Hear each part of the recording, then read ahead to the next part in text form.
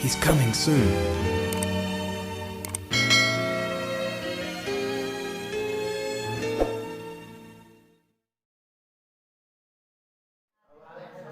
Apa kabarnya? Haleluya, luar biasa. Yes, yes, yes. Anak Nuha, kita itu ya, Bapak Ibu Saudara yang dikasihi oleh Tuhan, hari ini kita akan kembali dengarkan Daftar Elohim yang saya beri judul Ajaib. Saya yakin bahwa setiap kita itu merindukan hal-hal yang ajaib. Selalu yang ajaib terjadi dalam hidup kita. Entah itu mujizat, entah itu apapun, saya yakin setiap orang bahwa kita itu merindukan hal-hal yang luar biasa, yang ajaib terjadi dalam kehidupan kita, saudara. Oleh sebab itu, saudara yang dikasihi oleh Tuhan, kita akan baca terlebih dahulu di dalam kitab Yehosua, pasalnya yang ketiga, ayatnya 1 sampai dengan yang ke-17. Yehosua atau Yosua pasal yang ketiga ayat 1 sampai 17. Saya akan bacakan, Bapak Ibu Saudara yang dikasihi oleh Tuhan menyimak dengan baik. Demikian Daftar Elohim. Dan Yehosua bangun pagi-pagi dan mereka berpindah dari Sitim dan tiba di Yordan. Dia dan seluruh benih Israel dan mereka tinggal di sana sebelum mereka menyeberang. Dan terjadilah pada akhir 3 hari para perwira lewat ke tengah-tengah perkemahan itu. Dan mereka memerintahkan bangsa itu dengan berkata, bila mana kamu melihat tabut perjanjian Yahweh Elohimmu dan para imam dan orang-orang Lewi yang mengangkutnya, maka kamu harus berpindah dari tempatmu dan harus berjalan mengikutinya. Hanya jagalah jarak antara kamu dan tabut itu kira-kira 2000 hasta panjangnya. Kamu tidak boleh mendekatinya supaya kamu dapat mengetahui jalan di tempat yang akan kamu masuki. Karena kamu belum pernah melewati jalan itu pada masa lalu. Lalu Yehosua berkata kepada bangsa itu, kuduskanlah dirimu karena besok Yahweh akan melakukan perbuatan-perbuatan ajaib di antara kamu. Saudara garis bawahi bahwa besok Bapak Yahweh akan melakukan perbuatan yang ajaib di antara kamu. Juga Yehosua berkata kepada para imam itu dengan mengatakan, angkatlah tabut perjanjian itu dan berjalanlah di depan umat. Maka mereka mengangkat tabut perjanjian yang berjalan di depan umat itu. Dan Yahweh berfirman kepada Yehosua, hari ini aku akan mulai membuat engkau terpandang di mata seluruh Israel. Sehingga mereka akan mengetahui bahwa sama seperti dahulu aku ada beserta Mose, sekarang aku ada besertamu. Dan engkau harus memerintahkan para imam yang mengangkut tabut perjanjian itu, katakanlah, ketika kamu sampai ke tepi air Yordan, kamu harus tetap berdiri di sungai Yordan itu. Lalu Yehosua berkata kepada Bani Israel, datanglah mendekat ke sini dan dengarkanlah Daftar Yahweh Elohimmu. Juga Yehosua berkata, dari hal ini kamu akan mengetahui bahwa Elohim yang hidup ada di tengah-tengahmu. Dan dia pasti akan menghalau dari hadapanmu orang Kanaan dan orang Het dan orang Hewi dan orang Feris dan orang Girgasi dan orang Emori serta orang Yebus. Lihatlah tabut perjanjian Elohim seluruh bumi akan berjalan menyeberang di depanmu masuk ke sungai Yordan. Dan sekarang pilihlah bagimu 12 orang dari antara suku-suku Israel, 1 orang untuk masing-masing suku. Dan akan terjadi ketika telapak kaki para imam yang mengangkut tabut Yahweh Tuhan seluruh bumi berjejak di atas air sungai Yordan, maka air sungai Yordan itu akan terputus dari air yang turun dari atas dan dia akan berhenti bagaikan sebuah bendungan. Dan terjadilah sementara umat itu berpindah dari perkemahan mereka untuk menyeberangi sungai Yordan, ketika para imam mengangkut tabut perjanjian di depan bangsa itu, dan ketika mereka yang mengangkut tabut itu masuk ke sungai Yordan, dan kaki para imam yang mengangkut tabut itu tercelup di tepi sungai itu, adapun sungai Yordan itu meluap ke segala tepi sepanjang musim menuai. Maka berhentilah air yang turun dari atas, ia meninggi menjadi sebuah bendungan sangat jauh di dekat kota Adam yang terletak di sebelah Sartan. Maka yang turun ke laut Araba, yakni laut asin, telah terputus sama sekali. Lalu menyeberanglah umat itu di depan Yeriko. Dan para imam yang mengangkut tabut perjanjian Yahweh itu tetap berdiri di tanah yang kering di tengah sungai Yordan, dan seluruh Bani Israel menyeberang di atas tanah yang kering sampai seluruh bangsa itu selesai menyeberang sungai Yordan. Amin. Nah, Bapak Ibu Saudara yang dikasih oleh Tuhan, kita sering mendengar cerita atau kisah bahwa Mose itu sanggup membelah laut Suf. Dengan tongkatnya yang teracung itu sanggup membelah laut Suf. Saat apa saudara? Saat tentara Farao atau Firaun mengejar orang Israel. Jadi bagaikan laut Suf itu tembok yang menghalangi orang Israel keluar dari Misraim atau dari Mesir. Namun Bapa Yahweh berkehendak berbeda, yaitu saat laut Suf itu terbelah. Dan kisah ini sangat populer, sangat terkenal sampai hari ini. Tetapi saudara perlu tahu bahwa bukan hanya kisah Mose saja yang membelah laut, tetapi Yehosua, abdinya Mose itu yang menjadi penerusnya Mose, juga sanggup menghentikan aliran sungai Yordan saat orang Israel itu menyeberang. Jadi saudara yang dikasih oleh Tuhan, saat kaki para imam yang memegang tabut itu masuk ke dalam air secara otomatis, maka airnya berhenti. Padahal yang namanya air itu pasti akan terus mengalir. Makanya dikatakan dan itu membentuk seperti bendungan. Artinya orang Israel bisa melewati dan di sampingnya adalah air yang menjadi bendungan, menjadi tembok pemisahnya dia. Nah, ini terjadi sebuah kisah yang sangat luar biasa saudara. Abah Yahweh akan melakukan perbuatan yang ajaib bagi kita. Tetapi bukan berarti kita terus, oh tenang nanti Tuhan pasti tolong saya kok. Nah saudara perhatikan, sungai Yordan atau Yarden itu adalah gambaran tantangan yang kita akan hadapi. Tantangan yang akan kita hadapi sebelum kita melihat keajaiban. Artinya orang yang melihat keajaiban itu pasti orang yang menghadapi tantangan. Orang yang melihat, yang mendapatkan mujizat itu orang yang menghadapi masalah. Pak, saya memperoleh mujizat luar biasa hari ini. Mujizatnya apa? Ya pokoknya mujizat. Ya namanya bukan mujizat saudara, bukan keajaiban. Orang yang melihat keajaiban itu saudara yang dikasih oleh Bapak Yahweh, orang yang dalam kondisi terpuruk, dalam kondisi masalah.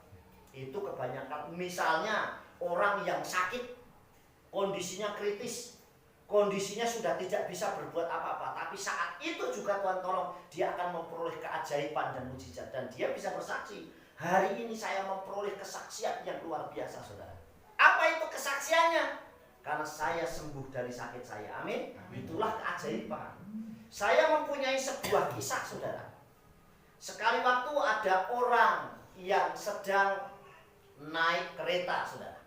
Nah orang itu naik kereta, orang tua itu naik kereta, dan orang yang sedang tua itu adalah seorang misionaris atau seorang penginjil saudara. Kemudian dia berkhotbah terus cerita di dalam kereta, dan dia berkata apa saudara yang dikasih Tuhan? Semuanya harus segera bertobat karena sebentar lagi Yeshua HaMashiach akan datang. Terus dia ngomong, sekali waktu ada ibu-ibu dan anaknya menegur dia. Dia katakan apa? Bapak silakan berhenti ngomong karena saya tidak percaya dengan Yeshua. Lebih baik Bapak diam. Tetapi si Bapak ini terus berbicara. Ini seperti gambaran yang dilakukan oleh Yona atau Yunus saat memasuki Niniwe. Dia terus berkhotbah, terus sampai benar-benar orang Niniwe bertobat. Dan si Bapak ini terus berkhotbah bahwa Yeshua akan segera datang, makanya waktunya sangat singkat bertobat. Akhirnya si ibu ini mengambil sebuah alat atau pegangan dia, entah buku entah apapun, terus dipukulkan ke orang tua itu saudara. Saudara yang dikasih oleh Tuhan, saat orang tua itu dipukul, apa yang terjadi saudara yang dikasih oleh Bapak Yahweh? Sampai keluar darah. Tetapi si Bapak tetap berkhotbah saudara. Dan sekali waktu apa yang terjadi? Anaknya bilang, saudara. Anaknya bilang gini, "Mah, cepat berlutut dan bertobat. Karena apa yang dikatakan Bapak Pendeta itu betul."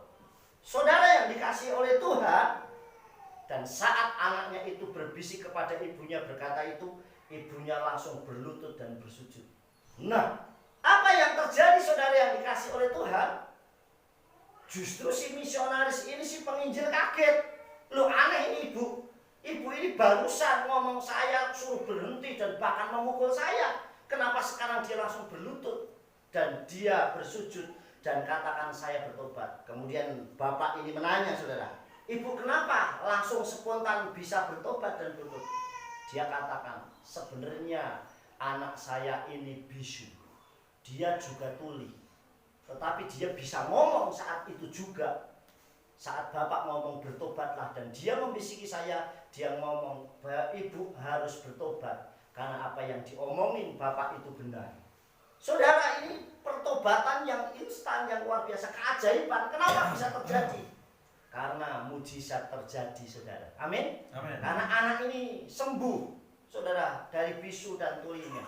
Itulah yang terjadi, saudara yang dikasih oleh Bapak Yahweh. Kemudian saudara yang dikasih oleh Tuhan, Yordan itu gambaran tantangan. Semua orang pasti menghadapi tantangan. Gak ada orang di dunia ini yang tidak menghadapi tantangan atau masalah.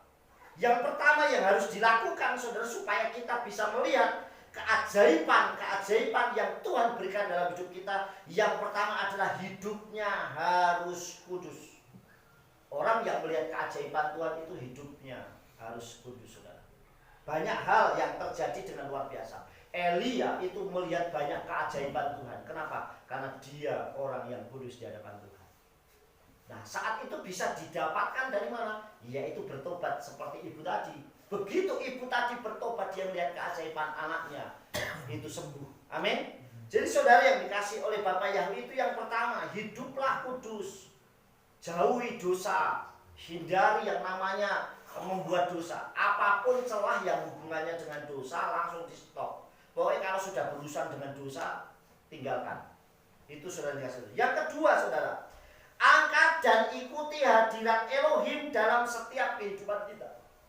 Angkat dan ikuti.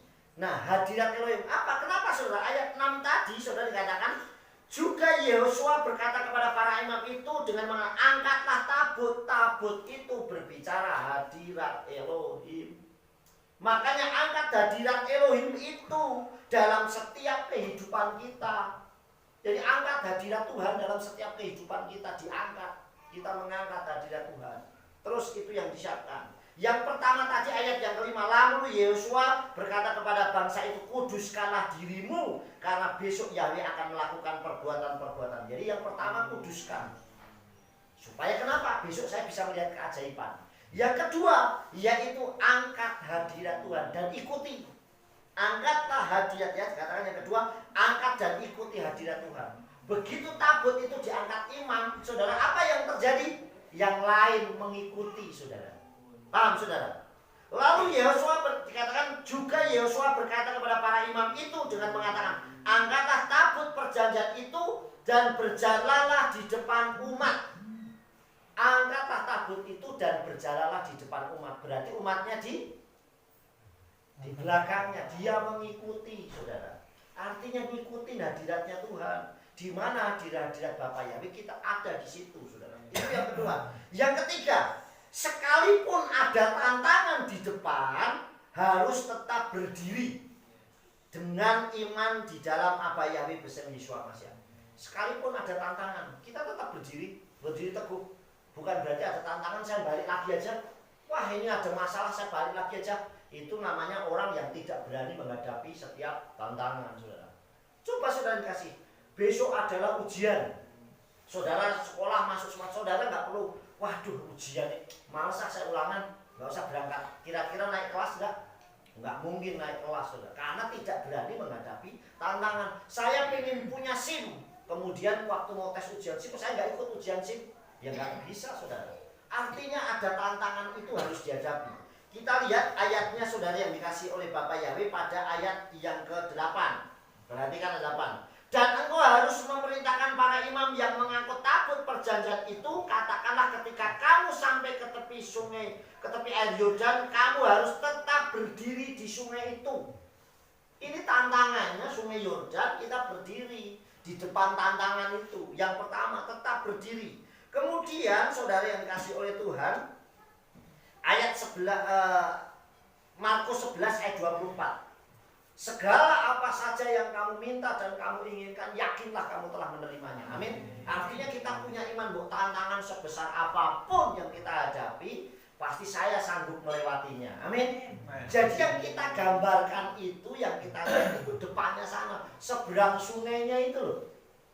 Yang dilihat bukan sungainya, tetapi yang dilihat seberangnya sana. Aku melihat sesuatu yang luar biasa. Bapak ibu saudara yang dikasih oleh, inilah yang luar biasa, saudara. Kalau yang kita lihat sungainya, kapan kita akan menyeberang? Pasti nggak berani, saudara. Tetapi kalau kita lihat yang di depannya luar biasa. Coba kalau orang kuliah, yang dia lihat, aduh setiap hari kuliah capek begini. Tapi begitu dia lihat orang-orang wisuda, wah nanti saya di wisuda saya dapat wah dia akan memacu semangat yang luar biasa, saudara yang dikasih oleh Tuhan. Itu yang ketiga, saudara ya. Yang ketiga, sekalipun ada tantangan tetap berdiri, ya. Seperti tadi dikatakan, engkau harus tetap berdiri di sungai Yordan itu. Yang keempat, semakin mendekat kepada Elohim, kepada Bapa Yahweh, dan yakin iman dengan iman bahwa Elohim itu sumber pertolongan. Jadi kalau kita sudah berdiri harus semakin yakin bahwa Bapa Yahweh itu sumber segala pertolongan kita. Amin. Harus semakin yakin. Kita lihat saudara ayat 9-nya ya. Lalu Yosua berkata kepada Bani Israel, datanglah mendekat ke sini dan dengarkanlah daftar Yahweh Elohim. Terus lanjutnya ayat yang ke-10, juga Yosua berkata, dari hari ini kamu akan mengetahui bahwa Elohim yang hidup. Tuhan kita yang hidup, bukan Tuhan yang mati, saudara. Ada di tengah-tengahmu, ada di sekitar kita. Kita mungkin nggak bisa melihat Tuhan, tetapi Tuhan ada di sekitar kita. Pertolongannya selalu datang tepat pada waktunya buat kita. Dan dia pasti akan menghalau dari hadapanmu orang Kanaan, orang Het, dan orang Hewi, orang Feris, dan orang Girgasi, dan orang Emori, serta orang Yebus. Dikatakan ayat itu terus lanjutkan ya saudara kasih. Dan dia pasti akan menghalau. Saudara, jadi artinya kenapa saudara? Yang dikasih yang keempat, semakin mendekat. Justru ayo mendekat sama Tuhan. Saya sudah sampaikan daftar Elohim hari beberapa waktu yang lalu. Dalam situasi pandemi seperti ini COVID, kita disuruh jaga jarak satu dengan yang lain. Oke, itu dan sangat itu bagus. Tetapi kita tidak boleh jaga jarak dengan Tuhan. Amin. Justru harus semakin mendekat dengan Bapa Yahweh, semakin mendekat dengan Tuhan. Jangan pernah jaga jarak dengan Tuhan. Kalau kita jaga jarak dengan Tuhan, apalagi menjauh, nanti dampaknya seperti Yona. Harusnya dia ke Niniwe, dia menjauh dari perintah Elohim. Justru yang mengakibatkan yang bahaya bukan hanya Yona atau Yunus, tetapi seisi kapal yang dia ikuti untuk melarikan diri bisa kena masalah, saudara. Yang kelima, yang terakhir, berani melangkah bersama Abba Yahweh Elohim besim Yeshua Mashiach, maka keajaiban pasti akan terjadi dalam hidup kita. Amin. Harus berani melangkah bersama dengan Abba Yahweh Elohim besim Yeshua Mashiach. Lihat ayat yang ke-13. Dikatakan, dan akan terjadi ketika telapak kaki, ya katakan ayat yang ke-13, dan akan terjadi ketika telapak kaki para imam yang mengangkut tabut Yahweh itu, artinya telapak kaki imam yang membawa hadirat Elohim itu, ya, Elohim seluruh bumi itu berjejak di atas sungai Yordan, maka air sungai Yordan itu akan terputus. Saudara, akan terputus, dan air yang turun dari atas, dan dia akan berhenti bagaikan bendungan. Jadi kalau kita berani melangkah dengan Elohim, dengan Bapa Yahweh, yang namanya masalah akan terputus dengan sendirinya. Amin. Kita akan masalah-masalah akan terbuka, ada jalan keluar. Semua yang diperboden, yang ditutup terbuka, saudara. kita bisa melewatinya dengan luar biasa. Jadi saudara yang dikasih oleh Bapak Yahweh, yang kelima yang kita berani melangkah. Jangan hanya berhenti, tapi berani melangkah apapun yang kita hadapi. Kadang memang tantangan yang kita hadapi, orang kadang berpikir gini, masalah itu kecil karena belum pernah menghadapi masalah. Tapi begitu menghadapi masalah, saudara, nah bagaimana cara kita menyelesaikan masalah itu? Banyak orang yang punya masalah justru larinya ke hal-hal yang salah, saudara. Pelariannya salah. Harusnya kalau kita punya masalah, nomor satu yang memberikan kita hidup, amin, yaitu Bapak Yahweh besem Yeshua Mashiach.